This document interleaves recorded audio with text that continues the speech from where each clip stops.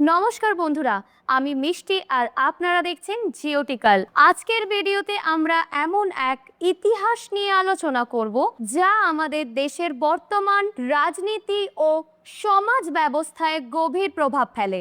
আমরা প্রায়ই বাবরের সন্তান বা আক্রমণকারী বাবর শব্দগুলো শুনি, কিন্তু আপনারা কি জানেন জহিরউদ্দিন মোহাম্মদ বাবরকে ভারতে আসার জন্য আসলে কারা আমন্ত্রণ জানিয়েছিলেন?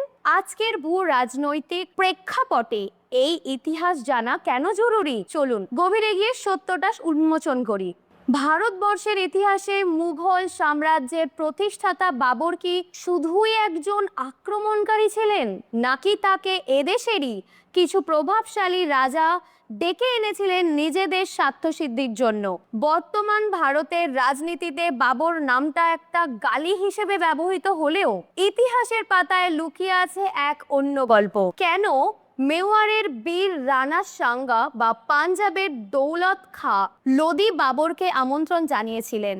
আজ আমরা এই ভিডিওতে কোনো মিথ্যে নয়, বরং ঐতিহাসিক তথ্য ও দলিলে ভিত্তি করে জানবো বাবরকে ভারতে কে ডেকে এনেছিল। ভিডিওটি শেষ পর্যন্ত দেখুন, কারণ শেষে এমন একটি দলিলের কথা বলবো যা আপনার ধারণাই বদলে দেবে। বন্ধুরা, আমি মিষ্টি।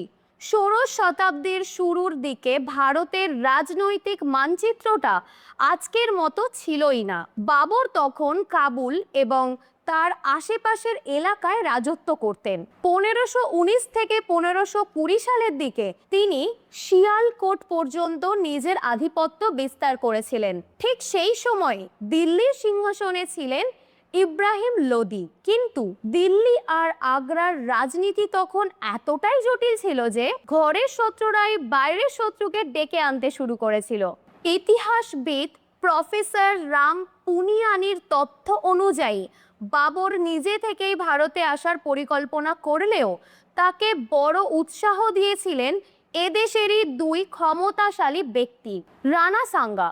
রানা সাঙ্গা ছিলেন মেওয়ারের এক শক্তিশালী হিন্দু রাজা।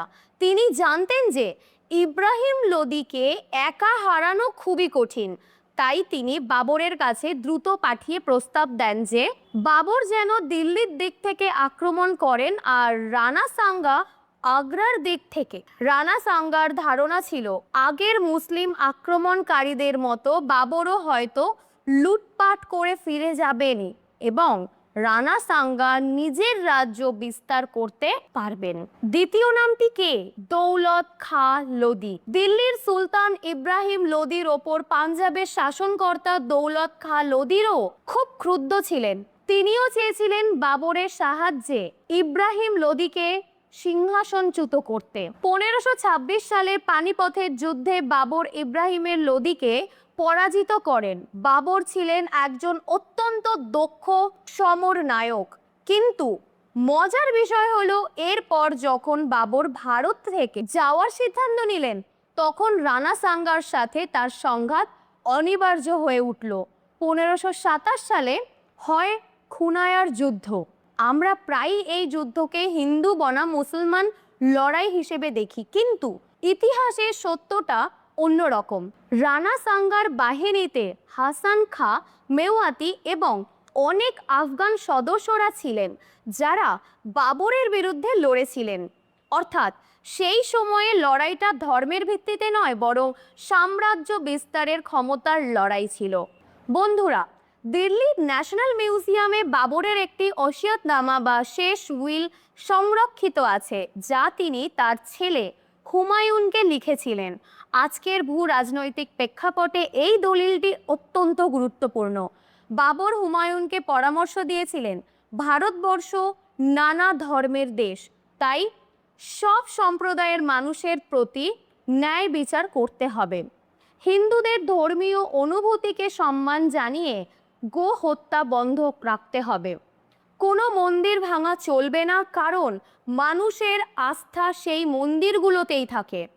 এই তথ্যগুলো প্রমাণ করে যে বাবর সির্ফ ধ্বংস করতে আসেননি, বরং তিনি বুঝিয়েছিলেন যে এই দেশে শাসন করতে হলে এখানকার সংস্কৃতি ও ঐতিহ্যকে সম্মান দিতেই হবে।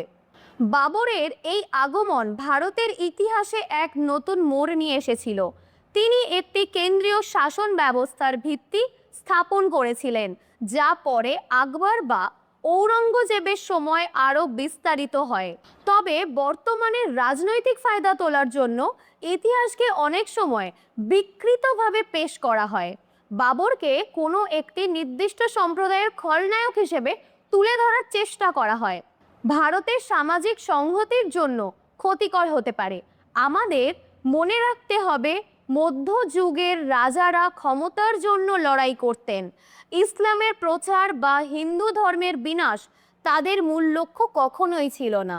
তাহলে বন্ধুরা, আমরা দেখলাম যে বাবরকে ভারতে ডাকার পেছনে ভারতীয় রাজাদেরই হাত ছিল, এবং ইতিহাসের জটিলতা আমরা যতটা সহজ ভাবি তার চেয়েও কিন্তু অনেক বেশি। ইতিহাসকে যদি আমরা রাজনীতির চশমা দিয়ে দেখি তবে আমরা কেবল ঘৃণাই ছড়াবো, কিন্তু যদি সত্যকে জানি তবে আমরা এক সমৃদ্ধ ভারতের দিকে এগোতে পারবো। আপনাদের কি মনে হয়, রানা সাঙ্গা বা দৌলত খাঁ লোদির এই সিদ্ধান্ত কি ভারতের ভাগ্য বদলে দিয়েছিল? কমেন্ট বক্সে অবশ্যই আপনার মতামত জানাবেন। ভিডিওটি ইনফরমেটিভ মনে হলে লাইক করুন এবং শেয়ার করুন আপনার বন্ধুদের সাথে। এমন আরও গভীর ঐতিহাসিক ভূ রাজনৈতিক আলোচনার জন্য জিওটিক্যাল চ্যানেলটিকে অবশ্যই সাবস্ক্রাইব করে পাশে রাখা বেল আইকনটি টিপে রাখুন। সুস্থ থাকুন, সত্যের সাথে থাকুন। জয় হিন্দ।